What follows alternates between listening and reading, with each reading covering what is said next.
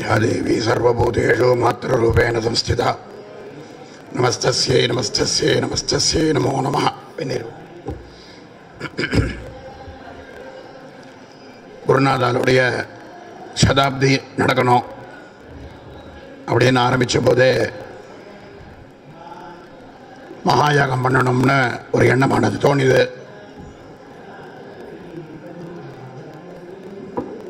பெரியவாள்கிட்ட போய் காமாட்சி அம்மன் கோவிலில் எங்களுக்கு இது மாதிரி பண்ணி அம்பாள்கிட்ட சமர்ப்பணம் பண்ணணும்னு ஆசைப்படுறோம் அப்படின்னு சொன்னபோது,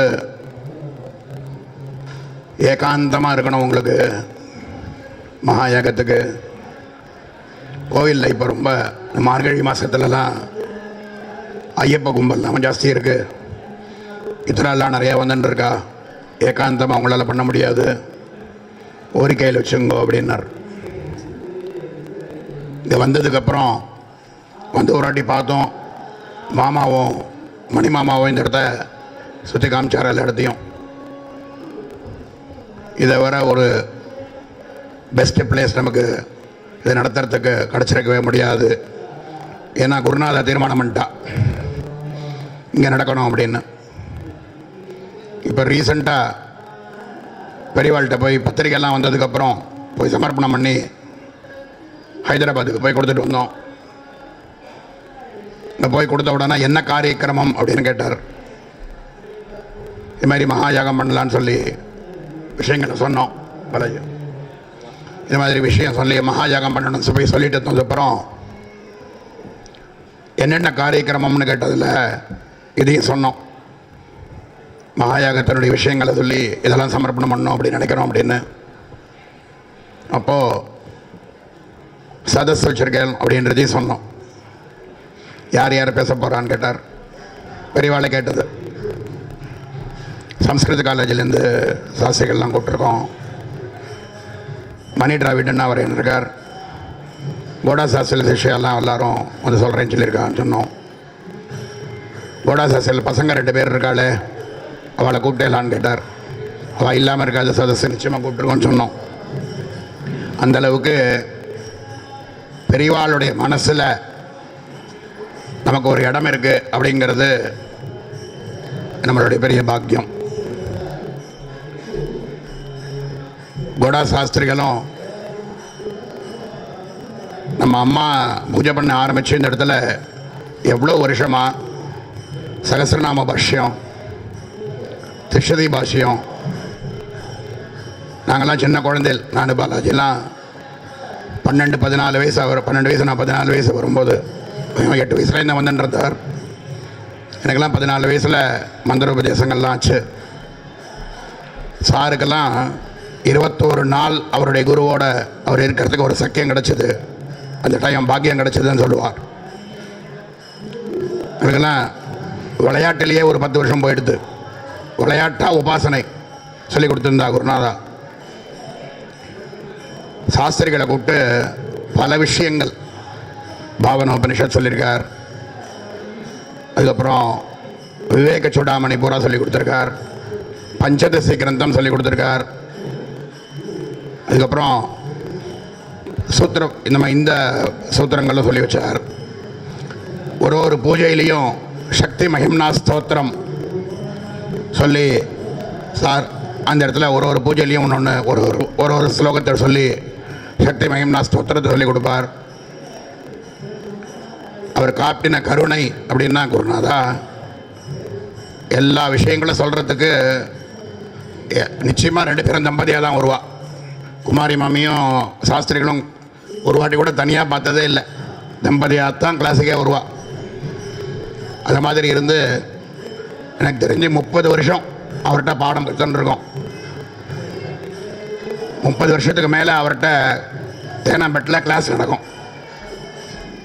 அம்மா குருநாதா ரொம்ப அசக்தமானதுக்கப்புறம் தான் அப்போ கூட அவர் நடத்தின்னு இருந்தது. பரசுராம கல்பசூத்திரம் நடத்தின்னு இருந்தார். கடைசியில் அம்மாவோட விதேகத்துக்கு அப்புறம் கொஞ்சம் பாக்கி இருந்தது, அது சாஸ்திரிகள் தனியாக சொல்லி பூர்த்தி பண்ணார். அது மாதிரி சூத்திரங்கள் வரைக்கும் எல்லாத்தையும் ஒரு குழந்தைகளுக்கு எப்படி தேவையோ எல்லாத்தையும் சொல்லி கொடுத்துட்டே வந்தார். எங்கள் குருநாதா எதை பண்ணாலும் ஒரு சின்ன மஞ்சள் பிள்ளையார் பிடிக்கணும்னா கூட குருநாதா குருநாதா சார் சார் சொல்லிகிட்டே இருப்பா. அந்த ஒரு பக்தி, குரு பெயரில் இருக்கக்கூடிய ஒரு பக்தி, அதெல்லாம் அவள் டெமான்ஸ்ட்ரேட் பண்ணி அவள் இருந்து காமிச்சிருக்கா.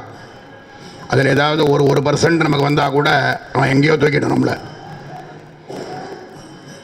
அதை மாதிரி இந்த மகாயாகம் அப்படின்னு பண்ணணும்னு ஆரம்பித்ததுக்கப்புறம் விதானங்கள்லாம் நிறையா விஷயங்கள்லாம் தெரிஞ்சுன்னு வந்துட்டு இருந்தோம். முக்கியமாக சாரமாக இதில் சொன்னால், இப்போது அன்னபூர்ணாக்கா அந்த புஸ்தகம் ஸ்லோகம் பார்த்துட்டு சொன்னா இல்லையா, பரமானந்த தந்திரத்தினுடைய ஒரு பாகத்தை எடுத்து அவளை கொடுத்துருந்தார். பாலாஜி தான் கொடுத்துருக்கார். நம்மலாம் பேசிகிட்டு இருந்த விஷயம் எப்படி பண்ணணும் என்னன்ற காரியக்கிரமங்கள் பேசும்போது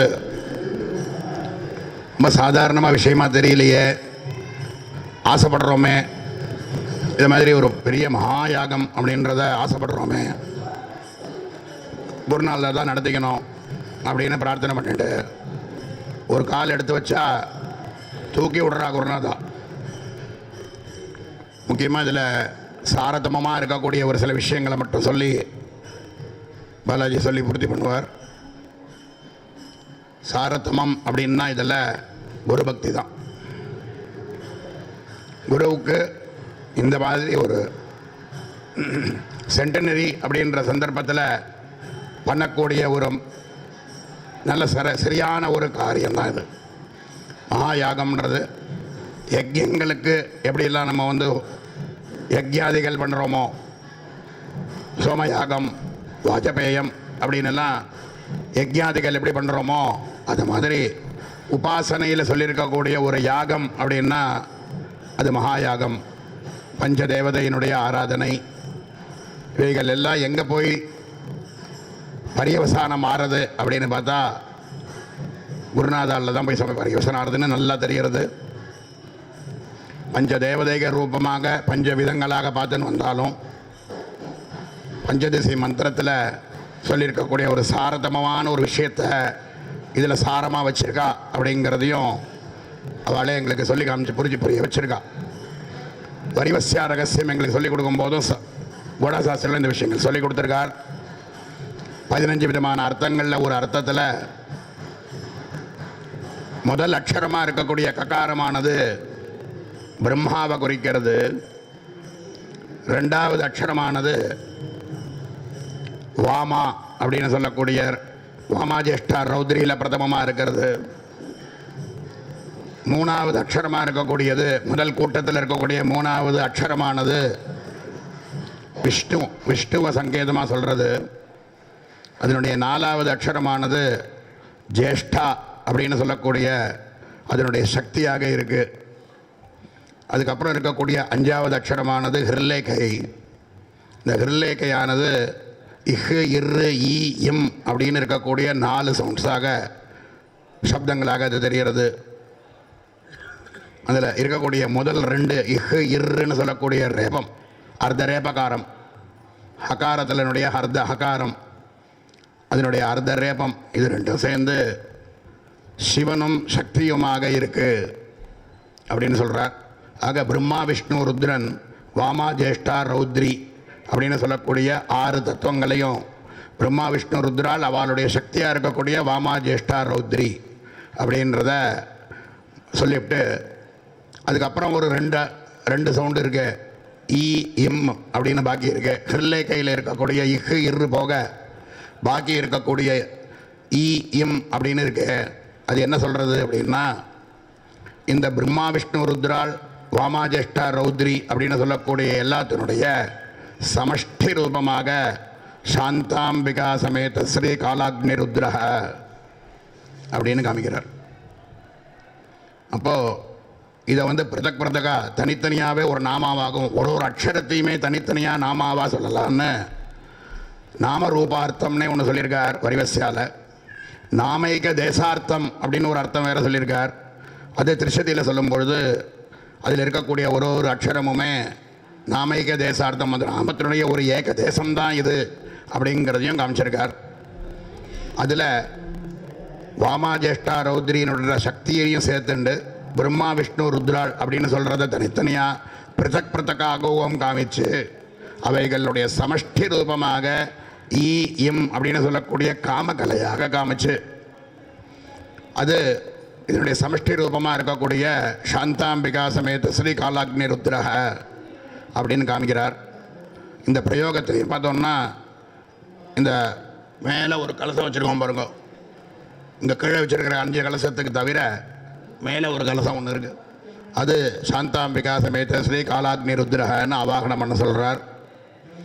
சரி, முதல் கூட்டமாக எடுத்து 2வது கூட்டத்தில் இருக்கக்கூடிய மந்திரத்தினுடைய 2வது கூட்டத்தில் முதல் அக்ஷரமாக இருக்கக்கூடிய ஹகாரத்தை பிரம்மாவாகவும் 2வது அக்ஷரமாக இருக்கக்கூடிய சகாரத்தை வாமா அப்படின்னு காமிச்சிட்டார். திருப்பி ஹகாரம் வருது, 2வது வாட்டி ஹகாரம் வருது. 2வது வாட்டி வரக்கூடிய ஹகாரத்தை அதுலேருந்து பிரித்து 3வது கூட்டத்தில் சேர்த்துருங்கன்னு சொல்லி ஒரு சூத்திரத்தை காமிச்சிருக்கார் அந்த இடத்துல. ஸோ அந்த அக்ஷரத்தை தனியாக பிரிச்சிட்டோம் அப்படின்னா ககாரம் தான் அடுத்தது வரும். அந்த ககாரமானது விஷ்ணுவை குறிக்கிறது இந்த இடத்துல. அதுக்கப்புறம் அது அடுத்த அக்ஷரமாக இருக்கக்கூடிய லகாரமானது ஜேஷ்டா அப்படிங்கிற தேவதையை அதே குறிக்கிறது.